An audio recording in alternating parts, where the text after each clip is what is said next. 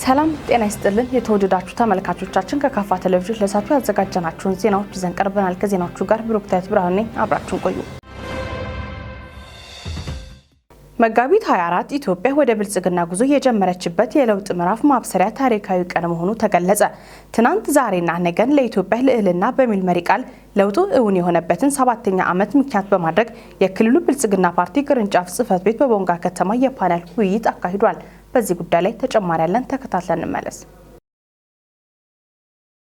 በመድረኩ የተገኙት የብልጽግና ፓርቲ ስራ አስፈጻሚ ኮሚቴ አባልና የክልሉ ምክትል ርዕሰ መስተዳድርና የግብርና ቢሮ ኃላፊ አቶ ማስረሻ በላቸው ባስተላለፉት መልእክት መጋቢት 24 የአቃፊነትና የአሰባሳቢነት እንዲሁም የአንድነት ፖለቲካ የተበሰረበት ዕለት መሆኑን ገልጸዋል። ከመጋቢታውያን ትሩፋቶች አንዱ የክልላችን መመስረት ነው ያሉት አቶ ማስረሻ የታፈነ የፖለቲካ ጥያቄ የተፈታበት ዕለት መሆኑንም ተናግረዋል። እንደ ክልል የተደራጀንበት አካሄድ በሙሉ ሲታይ የመጋቢት ፍሬ መሆናችንን ማየት ይቻላል።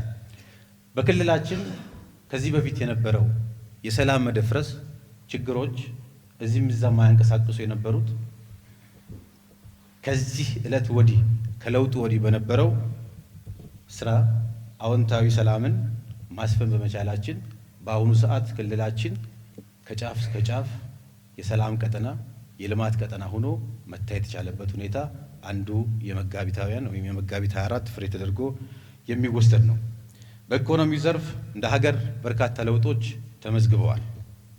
እንደ ሀገር የተለወጡ በርካታ ለውጦች እንደተጠበቁ ሆነው በክልላችን ያለው ነባራዊ ሁኔታ ስንመለከት በተለይ ሁለተኛው የአርበኝነት ዘመን ከተረጅነት የመላቀቅ ከተደረጅነት ወደ ምርታማነት የመሸጋገር ግብ ተጥሎ በተከናወኑ ስራዎች ሀገራችን ኢትዮጵያ በምግብ ራሷን ከመቻል ባሻገር ከዚህ በፊት ከውጭ የምታስገባቸው ምርቶች ሁሉ በሀገር ውስጥ በመተካት አልፎ ተርፎም ኤክስፖርት በማድረግም ጭምር የተመዘገበው ድል የዚህ ዕለት ትሩፋት ተደርጎ ሊወሰድ የሚገባ መሆኑን አስምሮ መመልከት ተገቢ ይሆናል። ለአብነት በክልላችን በጥቅሉ በዋና ዋና ሰብሎች ከ56 ሚሊዮን ኩንታል ከማይበልጥበት ባለፉት 3 እና 4 ዓመታት 71 ሚሊዮን ኩንታል የሚሆን እህል ማምረት መቻላችን በኢኮኖሚው ዘርፍ በተለይ ከተረጅነት ወደ ምርታማነት በምናደርገው እንቅስቃሴ ውስጥ የታዩ አንኳር ለውጦች ተደርጎ የተመዘገቡ እንደመሆናቸው መጠን አንዱ የዕለቱ ትሩፋት ተደርጎ የሚወሰድ ይሆናል። ከመጋቢት ወር ትሩፋት ሁለተኛው የአርበኝነት ጉዞ የተደረገበት በተለይም ከተረጅነት አስተሳሰብ በመላቀቅ ዘርፈ ብዙ ውጤቶች የተመዘገቡበት እንደሆነም አቶ ማስረሻ ተናግረዋል። ሌላው የመጋቢት ትሩፋት ብለን የምንወስደው በተለይ በኢኮኖሚ ሪፎርም ረገድ የሀገር በቀል ሪፎርምን እውን በማድረግ በተለይ ከተቀመጠው የማክሮ ኢኮኖሚ ሪፎርም ጋር በተያያዘ አንዱና ዋነኛው ተደርጎ የሚወሰድ በግብርናው ዘርፍም የተመላከተ የውጭ ምንዛሬ እጥረትን መሸፈን በሚል የተቀመጠው ግብ ተግባራዊ በማድረግ ሂደት ላይ ክልላችን የራሱ የሆነ ከፍተኛ ሚና እየተጫወተ ይገኛል። ለውጭ ምርት ወይም ለውጭ ገበያ የሚሆኑ ኤክስፖርት ምርቶችን በማምረት ደቡብ ምዕራብ ኢትዮጵያ እንደ ሀገር በአማካይ ከ54,000 ቶን በላይ ቡና በማምረት ለሀገራችን የውጭ ምንዛሬ ግኝት ከፍተኛ የሆነ አስተዋጽኦ እያበረከተ ይገኛል። በተጨማሪም በሻይ ምርት ከ6,000 ቶን በላይ የሚሆን ሻይ ምርት በማምረት በሀገር አቀፍ ደረጃ የሚሆን በዓለም ገበያ ላይ እንዲቀርብ በማስቻል ከፍተኛውን የሆነ የውጭ ምንዛሬ እንዲገኝ እያደረገ ያለበት ሁኔታ ማየት ይቻላል።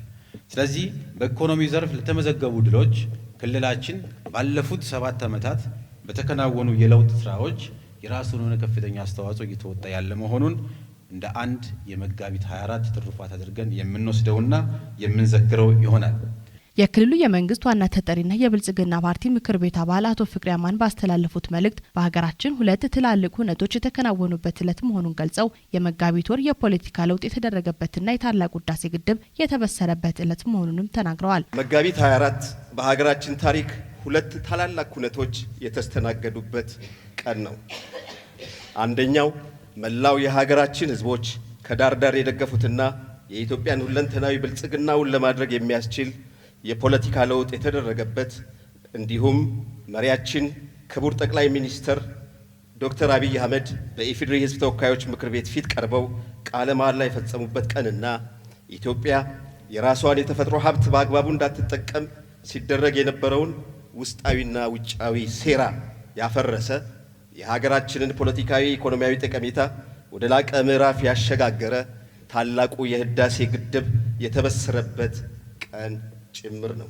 ባለፉት 7 የለውጥ ዓመታት የመጣው ለውጥ በማስቀጠል ገዢ ትርክትን እስከ ታችኛው የህብረተሰብ ክፍል በማስረጽ ብዝሃንነትና አንድነትን እኩል ክብደት እንዲሰጥ በማድረግ ህብረ ብሔራዊ ወንድማማችነትና አካታችነትን የመገንባት ትግላችን አጠናክረን ማስቀጠል አለብን ብሏል። መጋቢት 24ን ስናከብር መደመር መንገዳችን ብልጽግና ግባችን በሚል እሳቤ በለውጡ መንግስታችን ባለፉት ዓመታት የተሻገርናቸውን ፈተናዎችና ያስመዘገብናቸውን ድሎች ይበልጥ አጉልተን የምንዘክርበትና የምናሳይበት ቀን ሊሆን ይገባል።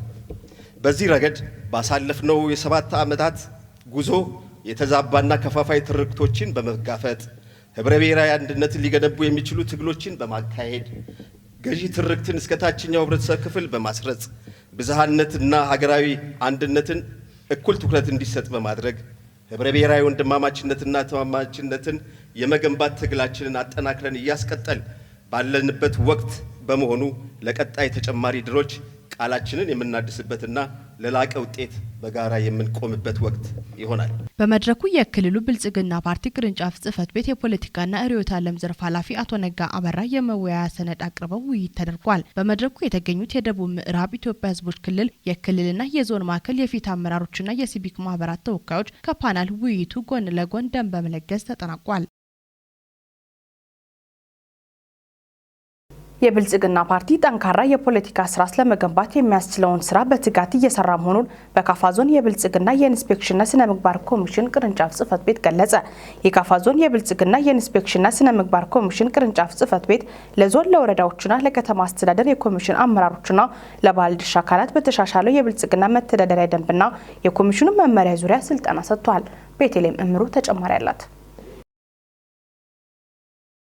የብልጽግና የኢንስፔክሽንና ስነ ምግባር ኮሚሽን ከፌዴራል ጀምሮ እስከ ብልጽግና ህብረት ተደራጅቶ ተቋማዊ ቁልፍና አበይት ተግባራትን ለይቶ ሰፊ ስራዎችን እየሰራ እንደሚገኝ በመድረኩ ተመላክቷል። የካፋ ዞን የፓርቲ የኢንስፔክሽንና ስነ ምግባር ጽህፈት ቤት ኃላፊ አቶ ተመስገን ገብረ ጊዮርጊስ እንደገለጹት ስልጠናው የፓርቲውን ስራ ለማጠናከርና የተሻለ ግንዛቤ እንዲያገኙ ለማድረግ ጉልህ አስተዋጽኦ እንዳለው ተናግረዋል። በስልጠናው 3 ሰነዶችን አቅርበናል። እነዚህ ሰነዶች አንደኛው ፓርቲ የሁለተኛ መደበኛ ጉባኤ ውሳኔ የተሻሻሉ የፓርቲ መተዳደሪያ ደንብና የኮሚሽኑ መመሪያዎች ላይ ግልጸኝነት መፈጠር ስላለበት አንዱ እሱን ያቀረብነው። ሁለተኛው ያቀረብነው በፓርቲያችንና በፓርቲያችን ኮሚሽን ተግባራት ውስጥ የሚታዩ አንዳንድ መስተካከል ያለባቸው ጉዳዮች ተለይተው የቀረቡበት አግባብ ነው ያለው።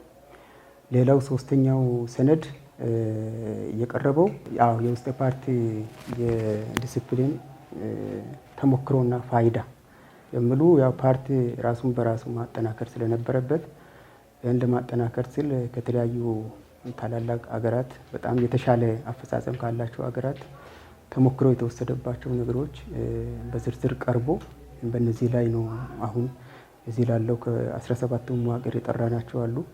ከዞን ማዕከል ደግሞ ፐብሊክ ግንባር ላይ የፓርቲ አመራሮችን የኮሚሽኑን አመራሮች የሚመለከታቸውን የኮሚሽኑ ኮሚቴ አካላትን በሙሉ ጠርተን ስልጠና እየሰጠን ያለን። ይህ ስልጠና ባለፈው በዞን ማዕከል ለዞን አመራር ፑል ተሰጥቷል።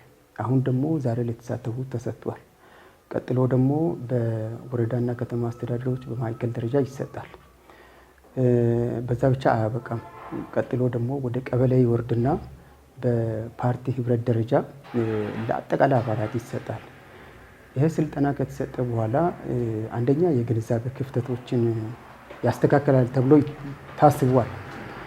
ሁለተኛ የግንዛቤ ክፍተቶችን ማስተካከል ብቻ ሳይሆን በተሰጠው ስልጠና መስተካከል ያለባቸው ነገሮች ላይ የእርምት እርምጃ ይወሰዳል ተብሎ ይጠበቃል። አቶ ተመስገን አክለው በቀጣይ በዘርፉ የሚታዩ ችግሮችን ለማሻሻልና የተሻለ ውጤት ለማስመዝገብ በትብብር ይሰራልን ብለዋል። ሂሳበው የፓርቲን ስራ ጥራት ከፍ ማድረግ ነው። የተሻለ ስራ በሚሰራቸው ስራዎች ውስጥ የተሻለ አፈጻጸም እንዲኖረው የማድረግ ሀሳብ ነው። የአባልና የአመራርን ስነ ምግባር የተስተካከለ ሆኖ እንዲቀጥል ማስቻል ነው። የበለጠ ከፍ እያለ እያደገ እንዲሄድ የማድረግ ተግባራት ስለሆኑ በዚህ ደረጃ እየሰራን ያለን እኛ በየጊዜው በምንሰጣቸው ስልጠናዎች አጠቃላይ ያለውን ሁኔታ እንከታተላለን። ከምነሱ ሀሳቦችም የምንወስዳቸው ነገሮች አሉ። በምንወስዳቸው ሀሳቦች ውስጥ ሰው በሚሰጠው ስልጠና ውስጥ የተሻለ ግንዛቤ እየወሰደ የመጣ መሆኑን የሚያሳዩ ነገሮች አሉ። ስለዚህ እነዚህ ነገሮች በአመራሮቻችን በአባሎቻችን በየደረጃ እነዚህ ስልጠናዎች ሲሰጡ በጣም የተሻሉ ነገሮች የፓርቲያችን አፈጻጸም የተሻለ ደረጃ ላይ እንዲደርስ የራሳቸውን አስተዋጽኦ የሚያበረክቱ ናቸው ብለን ተስፋ አድርገናል። ደግሞም ይተገበራል ብዬ አምናለሁ። የተሻሻለው የፓርቲ መተዳደሪያ ደንብና የሌሎች መመሪያዎች እንዲሁም አዳዲስ ድንጋጌዎች ዙሪያ የተዘጋጀ ስልጠና በከፋ ዞን የፓርቲን ኢንስፔክሽንና ስነ ምግባር ኮሚሽን ጽህፈት ቤት ኃላፊ አቶ ተመስገን ገብረ ጊዮርጊስና በከፋ ዞን የፓርቲን ኢንስፔክሽንና ስነ ምግባር ኮሚሽን ጽህፈት ቤት ምክትል ኃላፊ በአቶ አጦ ወዳጆ የቀረበ ሲሆን የመድረኩ ተሳታፊዎች ሀሳብ አስተያየታቸውን ሰጥተው በሚመለከታቸው አካላት ምላሽ ተሰጥቶበታል። የማህበረሰቡን ታሪክ ባህልና ቋንቋ በማልማትና በመንከባከብ ለቀጣዩ ትውልድ ማስረከብ እንደሚገባ የከፋ ባህል አማካሪ ምክር ቤት አባላት አሳሰቡ። ሁለተኛ መደበኛ ጉባኤ ያደረገው የባህል ምክር ቤቱ በተለያዩ ጉዳዮች ዙሪያ በመወያየት ውሳኔዎችን አስተላልፏል። ዘገባው የባልደረባችን ታመነ በየነ ነው። ጽዮን ታደለ ታቀርባለች።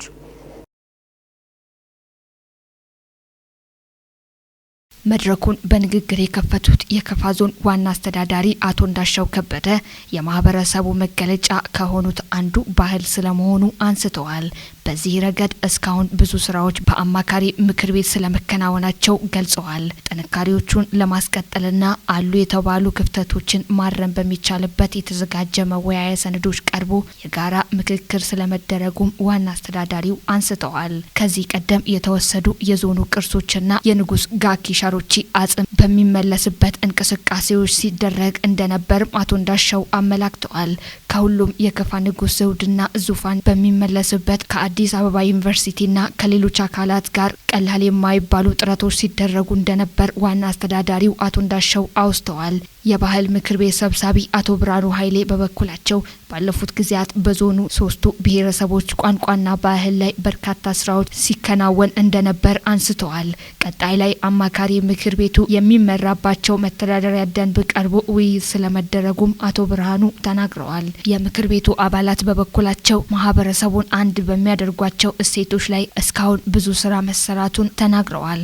በዚህም ቀላል የማይባሉ ውጤቶች መምጣታቸውንና በተለይም ቀጣዩን ትውልድ ታሳቢ ያደረጉ ተግባራትን አሁንም ማከናወን ይጠበቃል ሲሉ አስተያየታቸውን ሰጥተዋል። በሺሾንዴ ወረዳ በምግብ ስርዓት ማጠናከሪያ በማህበር ተደራጅተው ወደ ስራ የገቡ ወጣቶች ተጠቃሚ እየሆኑ መምጣታቸው ተገለጸ። የወረዳው ግብርና አካባቢ ጥበቃና ህብረት ስራ ልማት ጽሕፈት ቤት በበኩሉ ወጣቶችን በግብርና መስክ በማሰማራት ተጠቃሚ ለማድረግ እየሰራ መሆኑን አስታውቋል። ከወረዳ መንግስት ኮሚኒኬሽን ለተገኘ ዘገባ ማሽሪ ሴፉ ከእድሉ ተጠቃሚዎች መካከል ሹነ ወድቦነ ማህበር ሰብሳቢ ለማቱሞና የማህበሩ አባል አባይነሽ ኃይሌ ፕሮጀክቱ ባመቻቸላቸው ድጋፍ ወደ ስራ መግባታቸውን ተናግረው እያመረቱ ካሉት ድንች እስከ 200 ኩንታል ምርት ለማግኘት ግብ ጥለናል ብለዋል። የጽህፈት ቤቱ ምክትል ኃላፊ አቶ አሸናፊ መሸሻ ለወጣቶች በግብርና ዘርፍ የተለያዩ የስራ እድሎችን በመፍጠር ተጠቃሚ ለማድረግ የተሰሩ ስራዎች ውጤታማ ናቸው ብለዋል። በዚህም በተለያዩ አካባቢዎች የተዘጋጁ መስኖ ካናሎችን በመጠቀም ምርትና ምርታማነታቸውን ማሳደግ እንዲችሉ በተደረጉ ጥረቶች ከጊዜ ወደ ጊዜ መሻሻሎች የታዩ መምጣታቸውን ጠቁሟል። በጽህፈት ቤቱ የምግብ ስርዓት ማጠናከሪያ ፕሮግራም አስተባባሪ አቶ ወንድሙ ቡሾ በበኩላቸው በወረዳው በቆ ቀበሌ 13 ስራ አጥ ወጣቶችን በማደራጀት ከ200 ሺህ ብር በላይ በሆነ ድጋፍ የድንች ዘር ማዳበሪያና ዩሪያ ድጋፍ በማድረግ ወደ ስራ ማስገባት ተችሏል ብለዋል። ወጣቶቹ የራሳቸውን ድርሻ የሆነውን 25 በመቶ መቆጠብ የቻሉ መሆናቸውን አስተባባሪው ገልጿል። በቀጣይም እነዚህ ወጣቶች ህጋዊ ሰውነት በመያዝ የድንች ዘር ለአርሶ አደሮች በማቅረብ ተጠቃሚ በመሆን ለሌሎች አራያ እንዲሆኑ እየተሰራ ነው ብሏል። የተሻሻሉ የአትክልት ዘሮችን ከአጋር ድርጅቶችና ፕሮግራሞች ጋር በመሆን ለአርሶ አደሮች በማሰራጨት ምርትና ምርታማነትን ለማረጋገጥ እየሰራ እንደሚገኝ የዴቻ ወረዳ አስታወቀ። በወረዳ በኩቲ ቀበሌ ዴቲ አካባቢ ኤስኤንቪ ፕሮግራም ከኤፍኤስአርፒና ከግብርና አካባቢ ጥበቃና ህብረት ስራ ጽሕፈት ቤት ጋር በመተባበር ባደረጉት ድጋፍና ክትትል የለማውን የአትክልት ማሳ በፕሮግራሙ ተጠቃሚ የሆኑ የቀበሌ ተወካዮች በተገኙበት ጉብኝት ተደርጓል። ከወረዳ መንግስት ኮሚኒኬሽን ለተገኘ ዘገባ ጽዮን ታደለ። በእለቱ ተገኝተው ንግግር ያደረጉት የዴቻ ወረዳ የመንግስት ተጠሪና የብልጽግና ፓርቲ ቅርንጫፍ ጽህፈት ቤት የአደረጃጀት ዘርፍ ኃላፊ አቶ ክፍሌ ወልደ ሚካኤል በወረዳው የተለያዩ ፕሮግራሞች እያደረጉ ያሉት ድጋፍና ክትትል ብልጽግና ፓርቲ የአርሶ አደሩን ኑሮ ለማሻሻል አልሞ እየሰራ የሚገኘውን ህልም በአጭር ጊዜ ውስጥ እውን ለማድረግ አይነተኛ ሚና አለው ብለዋል። አርሶ አደሩ በአደረጃጀቱ የሚሰጣቸውን የልማት ድጋፎች ተግባራዊ በማድረግ በኢኮኖሚው ከወቅቱ ጋር ተወዳዳሪ መሆን እንዳለባቸው አስገንዝበው ትብብርና ድጋፍ ያደረጉትን ፕሮግራሞች በፓርቲያቸውና በመንግስት ስም ምስጋናቸውን አቅርበዋል። የዴቻ ወረዳ ግብርና አካባቢ ጥበቃና ህብረት ስራ ጽህፈት ቤት ኃላፊ አቶ ወንድሙ ወልዴ በበኩላቸው በወረዳው በተለያዩ አካባቢዎች በጽህፈት ቤታቸው ድጋፍ ለአርሶ አደሩ ኑሮ ማሻሻያ በአትክልት ምርትና በሌሎች ግብርና ተግባራት ትኩረት ሰጥቶ እየተሰራ መሆኑን ጠቁመው ቀጣይነት ያለው ተግባር ተኮር ውጤት እንዲመጣ የተለያዩ በፕሮግራሙ የሚደገፉ ቀበሌዎችን ለልምድ ልውውጥ እንዲመጡ ማስቻል ለበለጠ ምርታማነት ያግዛል ሲሉም ገልጸዋል። በወረዳው በአትክልት ምርት ላይ መስራት በመቻሉ በከፍተኛ ሁኔታ የገበያ መረጋጋት ለህብረተሰቡ ዘንድ የፈጠረ መሆኑን አውስተው በዘርፉ የተሰማሩ አርሶ አደሮች በኢኮኖሚያቸው በልጽገው በማህበራዊ ህይወታቸው ተረጋግተው ኑሯቸውን ማሻሻል እንደቻሉ ገልጸዋል። ጉብኝት ያደረጉ አርሶ አደሮችና የግብርና ባለሙያዎች ሀሳብ አስተያየት የሰጡ ሲሆን ከፕሮግራሙ አስተባባሪዎችም በቀጣይነት ያለው ድጋፍ ለወረዳው እንደሚደረግ አሳስበዋል። ፕሮግራሙ ራዕይ አድርጎ እየሰራ ያለው የአርሶ አደሩን ሁለንተናዊ ተጠቃሚነት ለማረጋገጥ ያሉት ኤስኤንቪ የአራቱም ክልል ፕሮግራሙ አስተባባሪ አቶ ታደሰ አለሙ የአርሶ አደሩ የመስክ ላይ ትምህርት ቤት አዳዲስ ፈጠራ ያለበት አሳታፊና አወያይ ዘዴ መሆኑን ገልጸዋል። የትምህርት ሂደቱም ችግር ፈችና ግኝት ላይ መሰረት ያደረገ እንደሆነ የገለጹት የፕሮግራሙ አስተባባሪ በፕሮግራሙ ድጋፍ የለማው አትክልት ይበልጥ ድጋፍና ክትትላቸውን እንደሚያጠናክሩና በውጤቱም መደሰታቸውን ገልጸዋል። በእለቱም የወረዳው ግብርና አካባቢ ጥበቃና ህብረት ስራ ጽህፈት ቤት ተወካይ ባለሙያዎችና ከተመረጡ ቀበሌዎች የተውጣጡ ተወካዮች ተገኝተዋል። የተወደዳችሁ ተመልካቾቻችን ከካፋ ቴሌቪዥን ለሳቱ ያዘጋጀናቸው ዜናዎች እስካሁኖቹ ነበሩ። ዜናዎቹን በመምራት ብሩክታይት ብርሃኑ አብራችሁ ቆይታ ያደረኩ። ቀሪ ጣቢያችን መሰናዶች ይቀጥላሉ። በእኔ በኩል መልካም ጊዜ